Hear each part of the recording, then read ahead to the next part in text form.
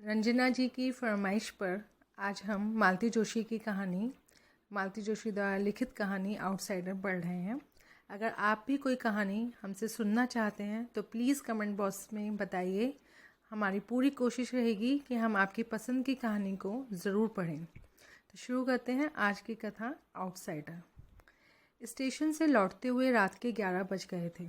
नए जोड़े के हनीमून पर रवाना होते ही शादी का कार्यक्रम एक तरह से संपन्न हो गया था। नीलम थकान से निढाल हो रही थी, पर सब कुछ ठीक से निमट जाने से मन एकदम हल्का हो गया था। अब वह निश्चिंत होकर बिस्तर में दुबक जाना चाहती थी, पर जनता का इरादा कुछ और ही था। बच्चों को जबरदस्ती सोने के लिए भेजकर सबके सब ड्राइंग रूम में ही जम गए थे। थोड़ी देर बैठ लो ना दीदी, पूनम ने कहा। पिछले दिनों इतनी भागम भाग मची रही कि फुर्सत से बैठकर दो बातें भी ना हो पाई। पूनम ठीक ही कह रही थी। घर की इस आखिरी शादी में पूरा परिवार इकट्ठा हो गया था। सुदीप तो इतनी दूर कनाडा से आया था, पर कुशल क्षेम पूछने के अतिरिक्त उससे भी ज़्यादा बात करने का वक्त ही नहीं मिला। पूरे वक्त आपाधापी ही मची रही। अब जाकर थोड़ी फुर्सत मिली है तो इन लोगों के जाने की घड़ी भी पास आ गई। पूनम 4 दिन बाद अपने ससुराल चली जाएगी और सुदीप भी अपने ससुराल वालों से मिलना चाहेगा। भला इतनी दूर बार बार आना कहाँ होता है। शादी के बाद पहली बार तो आना हुआ है। सुषमा भी तो अपनों से मिलने के लिए कुल बुला रही होगी। तो सोने का प्रोग्राम मुलतवी कर नीलम अपनी प्रिय कुर्सी पर बैठ गई। एक सुमित को छोड़कर उसका पूरा परिवार उसके सामने था। सुदीप, सुजीत, दोनों भाई, उनकी बहुएं सुषमा और अलका, बहन पूनम और उसके पति नरेश। अपने इसी परिवार के लिए वह पिछले 25 वर्षों से खटकती आ रही थी। आज छोटे की शादी के साथ उसकी सारी जिम्मेदारियां पूरी हो गई थी। वह अपने आप को बहुत हल्का और कृतार्थ अनुभव कर रही थी। तुम सब आए, बहुत ही अच्छा लगा। शादी में रौनक हो गई, उसने भाव विभोर होकर कहा। दीदी, हम लोगों को तो खैर आना ही था, पर असली रौनक तो बड़े भैया के आने से हुई है, पम्मी बोली। पिछली दोनों शादियों में भी नहीं थे तो बहुत बुरा लगा था। इस बात से आना ही था, घर की आखिरी शादी जो थी, नीलम ने कहा। अरे इसके लिए तो समधी जी से भी लड़क गई थी। साफ कह दिया था, भाई साहब जब तक बड़े का प्रोग्राम नहीं आता मैं शादी की तारीख तय नहीं कर सकती। घर की आखिरी शादी है, सबका होना निहायत ज़रूरी है। दीदी, तुमने मेरी छुट्टियों का इंतज़ार किया, सचमुच बड़ा अच्छा किया, पर बार बार ये आखिरी शादी का जुमला क्यों रट रही हो। सुदीप, मेरा मतलब इस जनरेशन की शादियों से था। तुम्हारी प्रिया तो अभी बहुत छोटी है। मैं प्रिया की बात नहीं कर रहा दीदी। तो दरअसल हम लोग, कहते कहते सुदीप चुप हो गया। सहारे के लिए उसने सुजीत और पूनम की ओर देखा। सुजीत ने तो संकोच से आंखें ही झुका ली, पर पूनम जो हमेशा से बोल रही है झट बोल उठी। दीदी, बड़े भैया का मतलब है अब आपकी सारी जिम्मेदारियां समाप्त हो गई हैं, अब आपको भी सेटल हो जाना चाहिए। But I am quite well settled. उनका मतलब है अब आपको भी शादी कर लेनी चाहिए। पूनम, तुम पागल तो नहीं हो गई। नीलम ने बहन को बुरी तरह डपट दिया। उसे सचमुच गुस्सा आ रहा था। भला यह भी कोई बात हुई। सामने घर के दामाद बैठे हुए हैं, बहुएं बैठी हुई हैं, सबके सामने इस तरह की बचकानी बातें कहनी चाहिए। भला यह तो अच्छा हुआ कि सुमित और नेहा चले गए, नहीं तो वह नई लड़की अपने मन में क्या सोचती। छी। अभी वह अपने शर्म से उभर भी ना पाई थी कि नरेश बोल उठे। दीदी, पूनम ठीक कह रही है। यह सिर्फ उसके या बड़े भैया के मन की बात नहीं है, हम सबकी यही इच्छा है। इस घर के लिए आपने इतना कुछ किया है, एक तरह से अपनी पूरी जिंदगी ही होम कर दी है, इसलिए सब चाहते हैं अब आप भी इत्मीनान की, आराम की जिंदगी बसर करें। आप नहीं जानती, अपनी गृहस्थी में रच बस जाने के बाद भी इन सबके मन में एक अपराध बोध पलता रहता है, एक कांटा सा हरदम चुभता रहता है। पम्मी तो पता नहीं कितनी बार कहती है कि काश दीदी का भी घर बस जाता तो मैं जी जाती।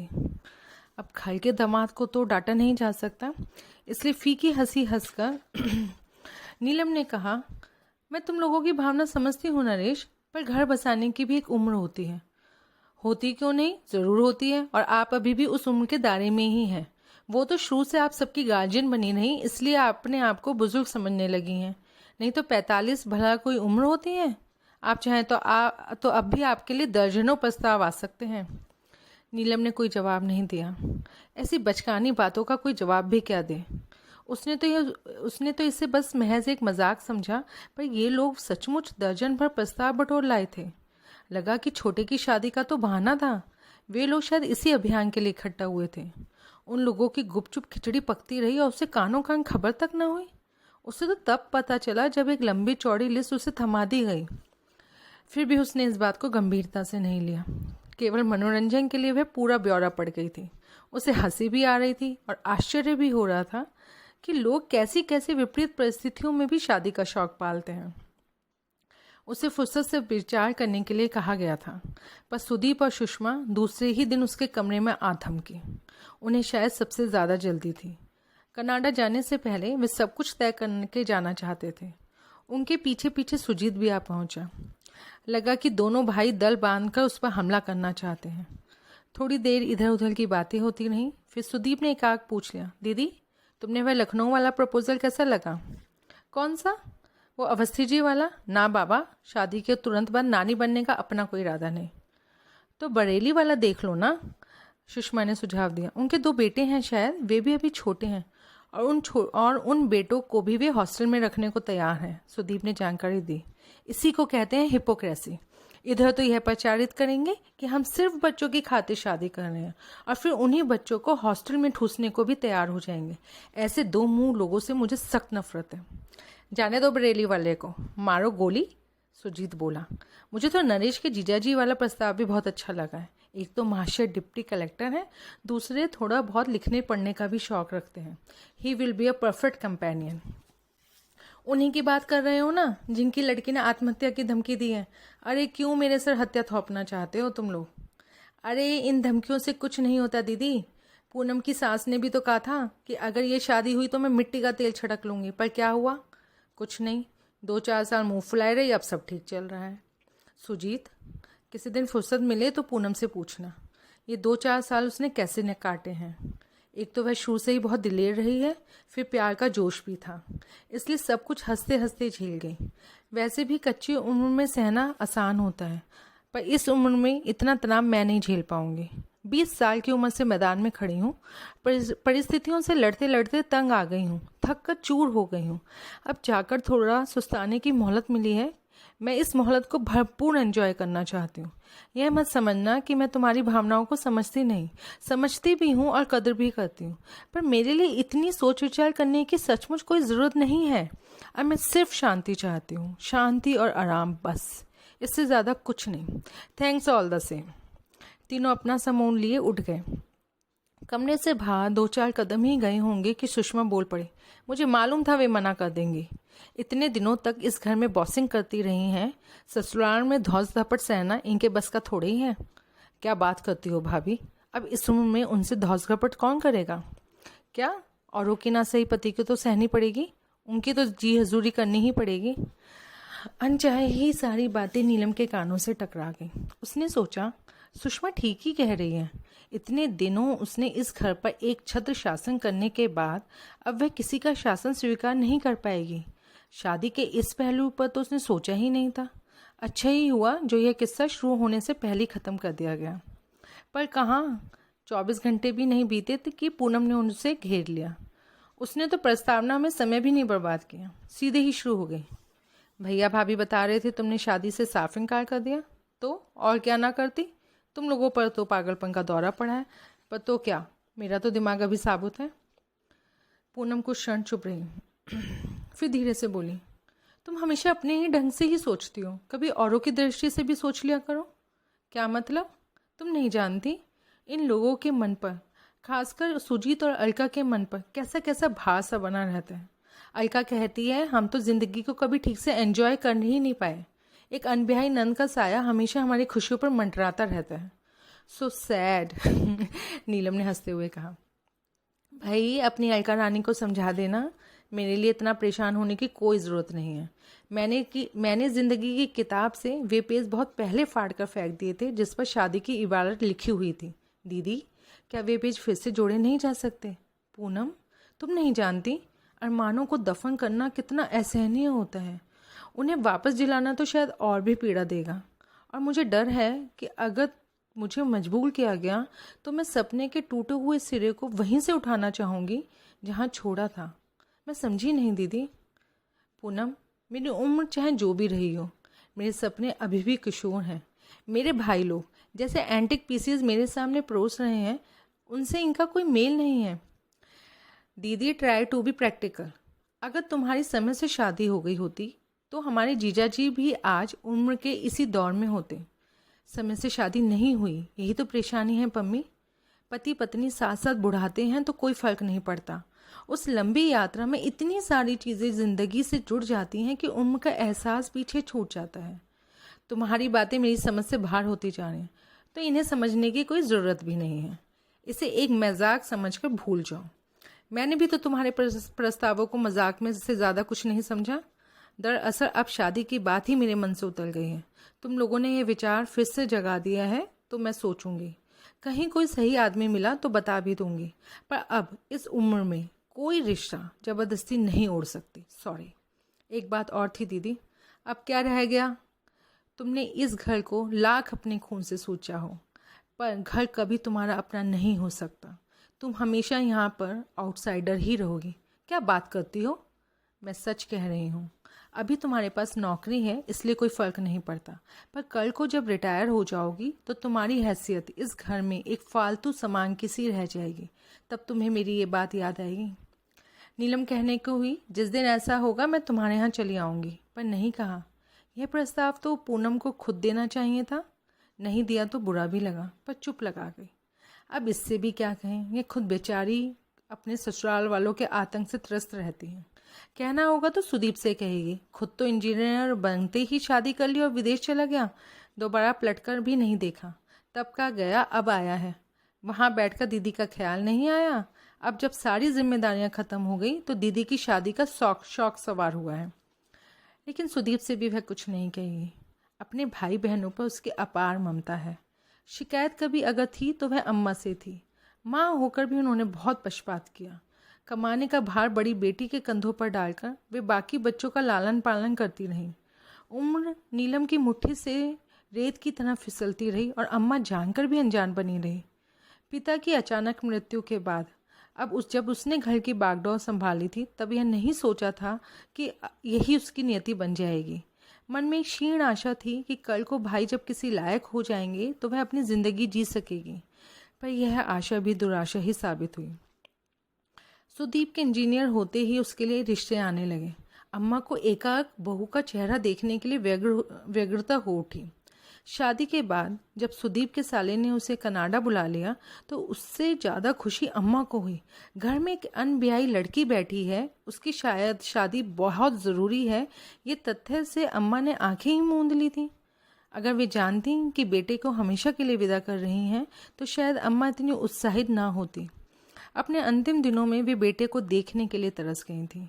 चित्रों से अब उनका मन नहीं भरता था, पर नीलम की हर चिट्ठी का जवाब यही होता था, दीदी इतनी जल्दी इतने सारे रुपयों का जुगाड़ करना बहुत कठिन है। अब मैं बार बार सुषमा के भाई के आगे हाथ नहीं फैलाना चाहता। बेचारी अम्मा मरने के बाद भी उन्हें बड़े बेटे का ना कंधा नसीब हुआ ना तर्पण।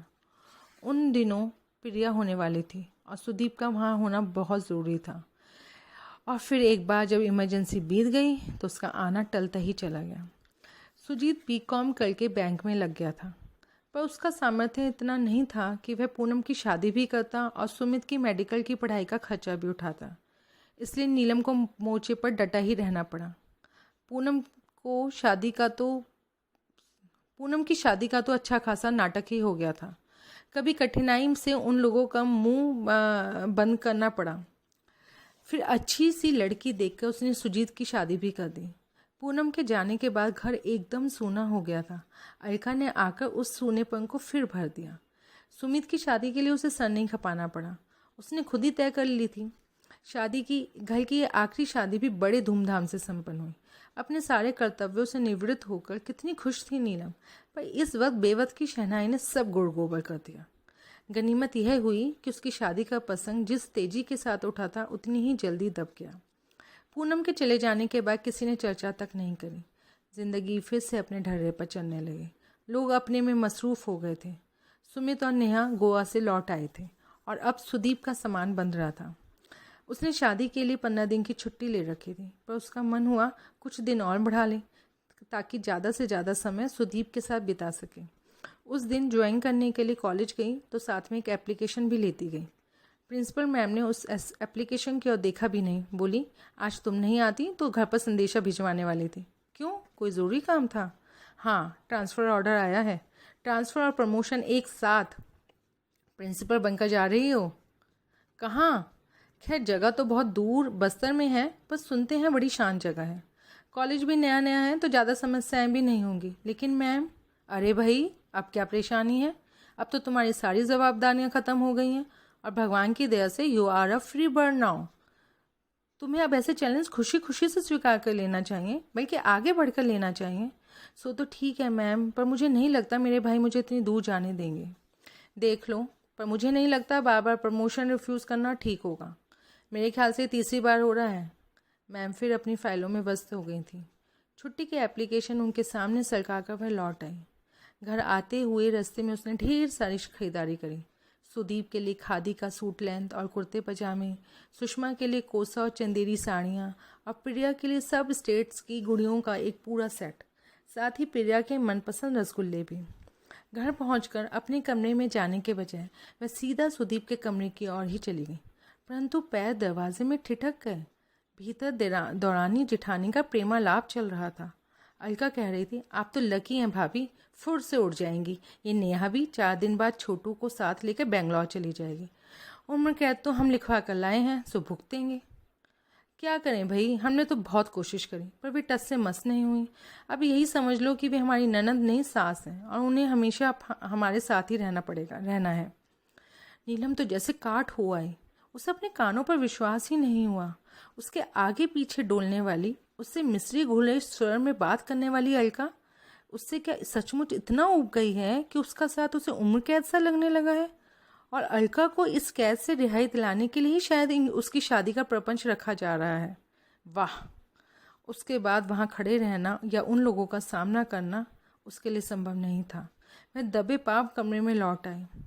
इतनी देर तक हाथ में थामा हुआ सारा सामान उसने पलंग पर पटक दिया। अब उसे एहसास हुआ उसका हाथ अब उसे एहसास हुआ कि उसके हाथ दर्द कर रहे थे, पर यह बोझ तो कुछ भी नहीं था। इससे 10 गुना बोझ तो उसके मन पर था। उसे वह कहाँ खाली करती? उस दर्द से निजात पाना क्या संभव था? रात खाने की मेज़ पर रसगुल्लों का एक बड़ा सा डोंगा सजा हुआ था। उसने शाही अंदाज में ऐलान किया, ये मेरे प्रमोशन की मिठाई है, प्रिंसिपल बनकर जा रही हूँ। अरे वाह! कहाँ? जगह तो खैर बहुत दूर बस्तर में है। आजकल हर कहीं तो कॉलेज खुल गए हैं, पर सुनते हैं जगह बड़ी शांत है। मुझे तो इस समय सबसे ज़्यादा शांति की ही ज़रूरत है। इस आपाधापी से तंग आ गई हूँ, और फिर बार बार प्रमोशन ठुकराना अच्छा भी नहीं लगता। पहले तो खैर मजबूरी थी, अब तो कोई बहाना भी नहीं रहा। इस बात पर सभी एक मत थे। रात बिस्तर में लेटी हुई वह दिन भर की घटनाओं का मन ही मन जायज़ा ले रही थी। दोपहर में उसने प्रिंसिपल मैम से कितने दर्प के साथ कहा था, मैम, मेरे भाई मुझे इतनी दूर नहीं जाने देंगे। पर कहाँ? किसी ने भी तो प्रतिवाद नहीं किया। पूनम ठीक ही कह रही थी, बल्कि उसने तो रिटायरमेंट के बाद की बात कही थी। पर नीलम को लग रहा था कि घर में उसकी हैसियत अभी से ही किसी फालतू सामान की सी हो गई है। तो धन्यवाद आप सबका कहानी सुनने का, और आशा है आपको ये कहानी बहुत पसंद आएगी। और आप सब में को जो भी कहानी सुनने की इच्छा है तो आप कृपया हमें बताएं। हम लोग का कई पूरी कोशिश रहेगी कि हम आपके लिए आपकी पसंद की कहानी को पढ़ सकें।